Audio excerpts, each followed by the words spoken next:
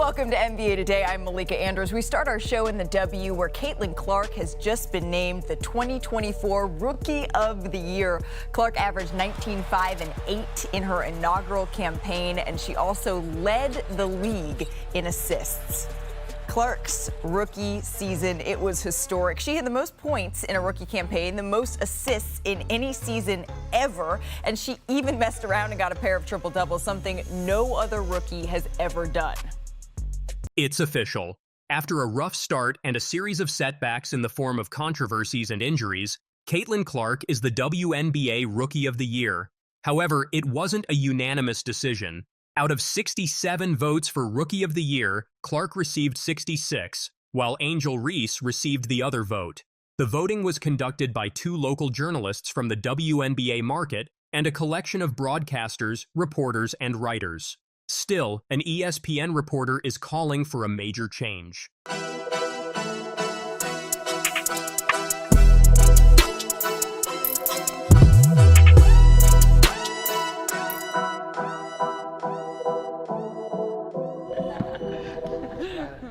When Clark was announced the winner of the award Thursday, it was revealed the one vote against her went to Chicago Sky rookie Angel Reese, Clark's rival. Dan Patrick reacts to Indiana Fever star rookie Caitlin Clark falling one vote shy of winning the WNBA's Rookie of the Year award unanimously.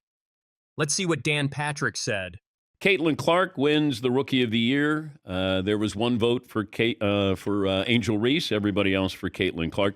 This is what's happening, is the voters are now putting out on social media, hey, it wasn't me. Hey, it wasn't me. Hey, it wasn't me. I don't know if somebody comes out and says, hey, I voted for Angel Reese, which it is your, that's your prerogative. You can. I mean, I've voted and had people criticize my votes, but I had no problem telling people. I mean, I was proud to be a voter in the NBA. And if you want to be critical of me, that's okay. I have, my defense there. Somebody thinks Angel Reese was the Rookie of the Year. Fine. Maybe it's a writer who covered her team in Chicago. Okay. It's not the end of the world. Like, I don't know if Caitlin Clark's going to go, can you believe I didn't go unanimous? Now, I thought we would have unanimous MVP and unanimous Rookie of the Year. Caitlin definitely deserves the Rookie of the Year title. It's amazing to see her talent recognized, even if some votes went elsewhere. Multiple WNBA media members who voted for this year's award made claims on social media that they did not vote for Reese and voted for Clark instead. Let's see what Chalrie Arnold said.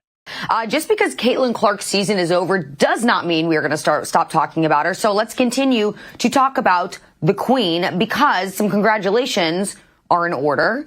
Caitlin Clark has officially been crowned Rookie of the Year. We knew it was probably coming, but now it's official. Caitlin Clark had a phenomenal rookie season, and now she is getting all of the credit that she deserves for having that spectacular season. The question is... Absolutely. Caitlin's incredible rookie season deserves all the praise, and I love that the conversation about her talent continues to thrive. Former NBA All-Star Joakim Noah, a 6'11" center who specialized in rebounding and dominating in the paint, told Fox News Digital he would vote for Reese over Clark for Rookie of the Year if he had a say during an interview at NBA Night at the Emirates Suite at the U.S. Open in early September. I would say Angel Reese, Noah said. When I look at her play, she reminds me a lot of myself. The voter who chose Reese had not identified himself or herself before the time of publication. That voter's actions in selecting Reese has ignited controversy across social media. Multiple social media users have criticized the decision. Indiana Fever shared a video wishing Clark, "Hey Caitlin, congrats on Rookie of the Year. You earned this. I am so proud of you." Hi Caitlin, congrats on Rookie of the Year. I knew you could do it from the jump. Congratulations, no one deserves it more than you. Keep it up, CC. Congratulations. I'm so happy for you. What's up, C, man? Just want to say congrats on Rookie of the Year. Super proud of you, man, how you just block out the noise and handle your business and also have fun with it. Super, super proud of you, man. You breaking all the records, bro. I don't know what else you gonna do. What's up, Katie? Just want to say congrats on Rookie of the Year. I mean, I'm not surprised. I'm sure that a lot of people ain't surprised. But I just want to say congrats on everything you've accomplished this year. And, I'm proud of you, and I'm happy to be a part of your history, and, I'm rocking with you all the time. So, congratulations, and proud of you, kid. Hey, Caitlin, congratulations on being named Rookie of the Year. Woo! That's so heartwarming to see how they are happy for Clark. This is called true friendship. Let's see Clark's reaction. This is when Caitlin first got the call, I believe. Have somebody that wants to say a couple things really quick. Do we have the team all together? Yes, ma'am. Is Caitlin Clark in the room? Sure is. Congratulations, Caitlin. You are the 2024 Kia WNBA Rookie of the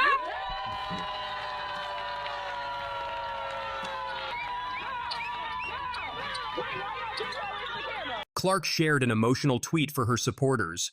Year 1. Thank you to the many people who have supported me as I've been able to live my childhood dream. I'm filled with gratitude as I reflect on this past year of my life. See you all in Year 2. Clark would have become the 5th WNBA player in the league's history to unanimously win Rookie of the Year, joining teammate Aaliyah Boston, who won it last season. League MVP Aja Wilson in 2018, Elena Delle Donne in 2013, and Tina Charles in 2010. Statistically, Clark's rookie year this year was superior to any of those players as rookies. Let's see what Dan Patrick said. You got that with Aja Wilson, but Caitlin Clark all but won, and I don't think it's going to ruin her summer. I don't. On top of that, the Indiana Fever star broke too many rookie records to reel off. But here are the headliners. She broke the rookie scoring record, 769, setting a Fever franchise single-season points record in the process. She broke the rookie and league-wide single-season assists record, 337. She broke the rookie three-pointers made record, 122. She became the first WNBA rookie to record a triple-double, and did it twice. I mean, it's your vote. It's open to interpretation. They don't give you guidelines here and say, hey, check off, check this box, that box. If you really feel like Angel Reese was the Rookie of the Year, then just own it. I don't care. Reese was considered a dark horse contender for the honor behind Clark for the first few months of the season. However, her rookie campaign was cut short after she underwent season-ending surgery on her wrist after being injured on 6th September. Clark widened her lead in nearly every statistical category in the weeks prior to and after Reese's season ended. Prior to that, in head-to-head matchups this year, the Fever beat the Sky 3 out of 4 times. In 2 of those contests, Reese put up more points than Clark, while pulling down more rebounds than Clark in all 4 meetings. Clark registered more assists in all 4 meetings. Clark led the Fever to the playoffs for the first time in 8 years as the team's leading scorer. Reese was the 3rd leading scorer on a Chicago team that finished the season with a 13-27 record, 3rd worst in the league, and missed the playoffs for the first time since 2018. The one statistic Reese held an edge over Clark was rebounds, with more than twice as many rebounds per game at 13.1 compared to Clark's 5.7. Reese has a natural height advantage at 6'3", compared to Clark at 6 foot. But Clark held advantages in points with 19.2 to Reese's 13.6 per game, assists with 8.4 to Reese's 1.9, and even blocks with 0.7 to Reese's 0.5, despite the height disadvantage. Like Clark, Reese also broke a WNBA single-season record during her rookie year, breaking the single-season record for rebounds with 4 and 18 during a game against the Minnesota Lynx on 2nd September. Unlike Clark, Reese did not hold that record by the end of the season. After Reese's season-ending surgery, MVP Aja Wilson broke Reese's record in the final week of the season, when Wilson recorded her 419th rebound. Despite falling 1 vote short of unanimity, Caitlin Clark is still considered a generational talent. Her humility and respect for past generations have won over fans, and her connection with the likes of Sharp only strengthens her place in the pantheon of women's basketball greats. But the debate remains open. Was that lone vote fair, or was it really personal? The numbers don't lie. The shocking truth about what's happening in the WNBA right now is almost too wild to believe. When Caitlin Clark stepped on the court, an incredible 17 million viewers tuned in to watch her magic.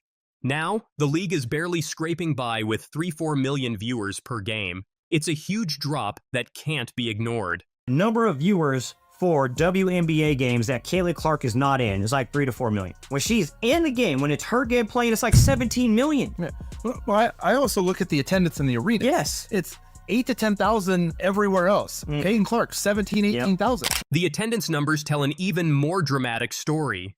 While regular WNBA games struggle to fill seats, with 10,000 fans, Caitlin Clark's presence transformed arenas into sold-out spectacles, packing in 17 to 18,000 passionate supporters. The WNBA is desperately trying to get through playoffs without their superstar, but the impact of her absence is impossible to ignore. Just look at the All-Star voting. Last year's leader barely managed to scrape together 100,000 votes. Enter Caitlin Clark and bam! Over 700,000 fans rushed to support her. That's not just growth. That's a revolution in the sport. I've been calling for the equality, and now that there is the chance for them to start getting paid more because the exposure's up. Because it's her, you have people like, what's her name, Jamelia Hill or what? I can't stand her. Yeah. You got these women who are coming on here, and they're saying it's because she's white. Caitlin. It's not hard to see the Caitlin Clark effect. When she's not on the court, fans are tuning out. Some argue that the WNBA wouldn't be facing this problem if they'd handled her better. Many fans blame the referees for ambushing Clark throughout the season, leading to a situation where the league is now struggling to retain the attention she once commanded. Let's see Clark performance. Davis, time winding down. Are they going to get the ball up in time? Clark for the win! Yeah! She does it time and time again, the 40-piece, and walks off with the W. Listen, this is what Caitlin Clark does, folks. Logo threes, it's her signature. That is the most Caitlin Clark way to... Clark's ability to captivate audiences isn't limited to basketball. Even when she went to play a round of golf, her fans showed up in droves. It's clear that Caitlin's appeal goes beyond the game. She's become a symbol of something greater.